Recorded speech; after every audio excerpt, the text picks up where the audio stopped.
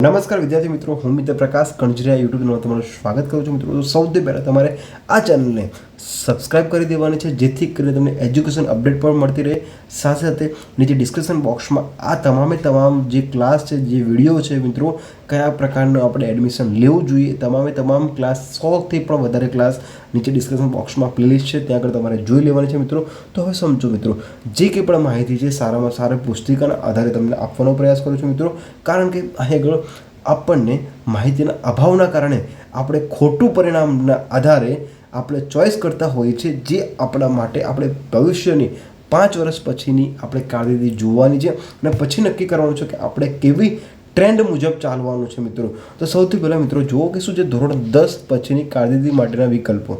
ધોરણ 10 પછી કારકિર્દી માટેના વિકલ્પો જોવા જઈએ તો સૌથી પહેલાં મિત્રો છે કે તમે વિજ્ઞાન પ્રવાહમાં જઈ શકો છો, એટલે કે 11-12 સાયન્સ લઈ શકો છો. મિત્રો, કયું લે કે 11-12 સાયન્સ લઈ શકો છો. મિત્રો, પછી વાણિજ્ય પ્રવાહ એટલે કે કોમર્સ લઈ શકો છો. મિત્રો, વિજ્ઞાન પ્રવાહ એટલે કે 11-12 આર્ટ્સ લઈ શકો છો. ડિપ્લોમા એન્જિનિયરિંગ અને અન્ય ડિપ્લોમા કોર્સ કેટલા વર્ષનો મિત્રો? 3 વર્ષનો. હજુ કહું છું મિત્રો, આપણે આ જે માહિતી છે એકદમ ડિટેલ્સમાં જોવાનો પ્રયાસ કરવાનો છે, પરંતુ આપણે ઇન્ડેક્સ છે તો માત્ર ને માત્ર ઇન્ડેક્સને ફ્લેક્સ કરી લઈશું, એઝ વેલ ટ્રેલર જોઈ લઈશું. પછી આપણને ખબર પડશે કે આપણે શેમાં જવું છે, કેવી રીતે જવાનું છે અને કેવું શું અને શું ભણવાનું હોય છે, કેવી રીતે આપણે એડમિશન લેવાનું છે, તમામ માહિતી જોવાની છે. મિત્રો, એટલે કોઈ પણ પ્રકારની ચિંતા કરવાની નથી. તમારે શું કરવાનું છે મિત્રો? આ હેગડા ચેનલને સબસ્ક્રાઈબ કરવાની છે, નીચે પ્લેલિસ્ટ આપેલી છે, ત્યાં તમામ વિડીયો ક્લાસ છે તે તમારે જોવાના છે. એટલે તમારે પછી નક્કી કરવાનું છે મિત્રો કે તમારે શેના માટે બનેલા છો. ચલો, આઈટીઆઈમાં કેવા પ્રકારના કોર્સો થાય છે એ પણ આપણે જોઈશું. કેમ કે અહીં આગળ શું છે, એનસીવીટી અને જીસીવીટી. હવે અહીં આગળ ઘણા બધા વિદ્યાર્થી મિત્રોને કન્ફ્યુઝન હોય છે. એડમિશન તો મળી જાય છે, પરંતુ એનસીવીટીને બદલે કેવું મળી જાય છે? જીસીવીટીનું. તો અહીં આગળ એનાથી શું પ્રોબ્લેમ થઈ શકે છે એ પણ આપણે જોવાનું રહેશે. મિત્રો, પછી શું છે, ઇન્ડો જર્મન ટૂલ રૂમના job air condition oriented courses છે, એના રિલેટેડ કોર્સ છે. મિત્રો, પછી પ્રોફેશનલ કોર્સિસ છે અને વોકેશનલ કોર્સિસ છે. કૃષિ યુનિવર્સિટીમાં ઉપલબ્ધ અભ્યાસક્રમો. મિત્રો, સમજો કે કૃષિ યુનિવર્સિટીમાં કેવા પ્રકારના કોર્સો અવેલેબલ છે અને આપણે કઈ રીતે કરી શકીએ છીએ. મિત્રો, ધોરણ 10 પછી છે. પછી અન્ય પ્રમાણપત્ર અભ્યાસક્રમ ગૃહ વિજ્ઞાન, તાલીમ, બેન્કિંગ એઝ વેલ શું છે કે લોકલ મુજબ છે. મિત્રો, પછી ફાઇન આર્ટ્સ છે, ફાયર ટેકનોલોજીના અભ્યાસક્રમો છે, દિવ્યાંગ ઉમેરોના વિશિષ્ટ કોર્સિસ છે. હવે doctor Baba Saheb Ambedkar open university, BOU અને Indira Gandhi national open university ઇગ્નૂના અભ્યાસક્રમો છે.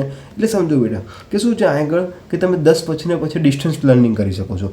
ડિસ્ટન્સ લર્નિંગનો મતલબ થાય છે કે તમારે તમે એઝ વેલ સ્કૂલમાં ન જતા હોય, એઝ વેલ ઓપન તમારે એક્ઝામ ખાલી દેવા જવાનું હોય છે. એ રીતના કયા કોર્સો છે એ પણ આપણે જોવાનું છે.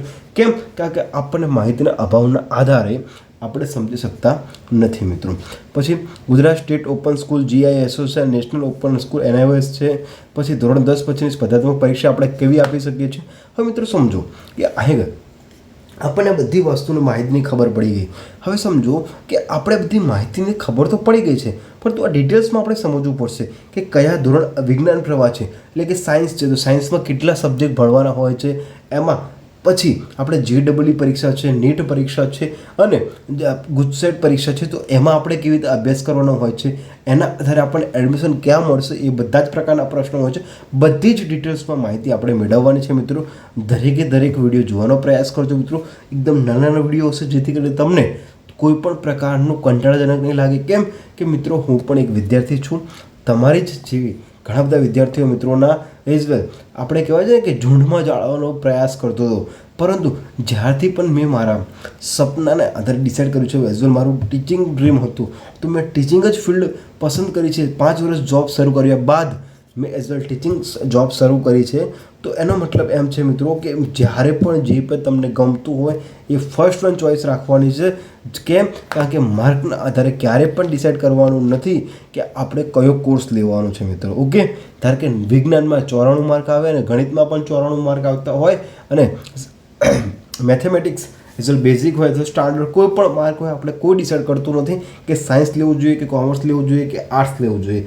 એઝ વેલ એન્જિનિયરિંગમાં પણ જવું જોઈએ, ડિપ્લો લેવું જોઈએ, કોઈ નક્કી થતું નથી. મિત્રો, હજુ કહું છું, તમને જે પણ ગમતું હોય, તમારું જે પણ ડ્રીમ હોય, ભલે એનો ટ્રેન્ડ હોય કે ના હોય, તમે એમાં 100% આપશો, તમે એઝ વેલ 100% સફળતા મળશે મિત્રો. તો બસ આપણે આ ક્લાસને આટલું રાખીએ, આ વિડીયો ક્લાસને આટલા પૂરતો રાખીશું. હવે પછી આપણે ડિટેલ્સમાં જોઈશું ધોરણ 10 પછીના, પછી ધોરણ 12 પછીના, પછી ITIમાં કેવા પ્રકારના કોર્સ થાય છે, બધી જ વસ્તુ ડિટેલ્સમાં જોવાની છે મિત્રો.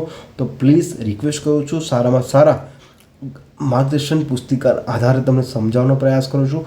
કારણ કે અહીં ઘણા બધા રીતે વાલીઓ અજાણ હોય છે, સમજવામાં ઘણો ફેર પડે છે અને બાળકને ખોટી દિશામાં આગળ ધપાવવાનો પ્રયાસ કરે છે, જેથી કરીને બાળકનું ભવિષ્ય પણ થોડુંક ઘણી રીતે ડેમેજ થાય છે, નુકસાન થાય છે, જેથી કરીને પાછળ એને વાલીને પણ એક ટોણો મળતો હોય છે મિત્રો.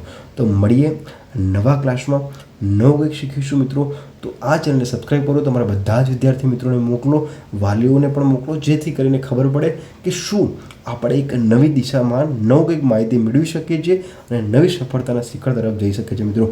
મળીએ નવા વિડીયોમાં. જય હિન્દ, જય ભારત.